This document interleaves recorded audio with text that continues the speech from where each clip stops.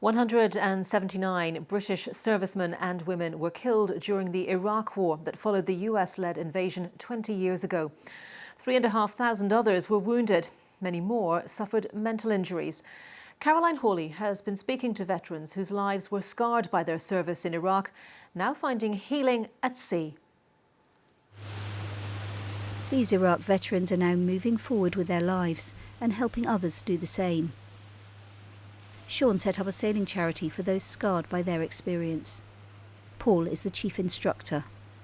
Being out on the water, Mother Nature as well, that's how I came about sailing, was to find something to keep me occupied. Paul did 2 tours during the Iraq War. I wouldn't want it to be forgotten about. There was a lot of people did some great work out there. A lot of people died doing that work, and as always, we should never forget that side. Did you know people who died? Yes, some close friends. Yeah, over the years. Sean's job as a medic in the RAF, a trained A&E nurse, was to save lives.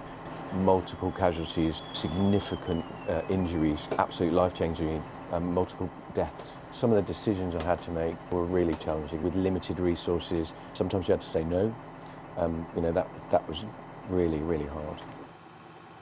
Jan was injured when the helicopter she was travelling in was shot down in Baghdad. After her leg was amputated, she was medically discharged from the Navy. I fitted into Civvy Street okay. I still had my anger issues, I still had my nightmares, which I struggle with. I only sleep about 3-4 hours a night. And when you look back now on the Iraq War, how do you feel about it? I don't see the point, personally, of wars, any wars, because nobody ever wins a war, do they?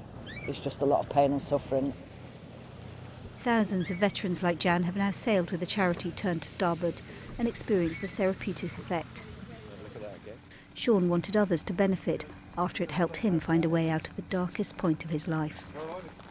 It was no use to anybody, and I had some really awful negative thoughts. I never actually attempted to kind of take my own life, but I certainly thought about it. The charity's got veterans of Iraq still coming forward for help 2 decades on. 2-6, hey! Here they can recreate the camaraderie, the sense of belonging, of pulling together that many miss when they leave the military. We've got 22 yacht masters on the programme. 3 of those attempted suicide last year. Now we've sailed them, and you see this positivity and excitement about their futures, and then they go home and have a conversation with their other halves, and there's light.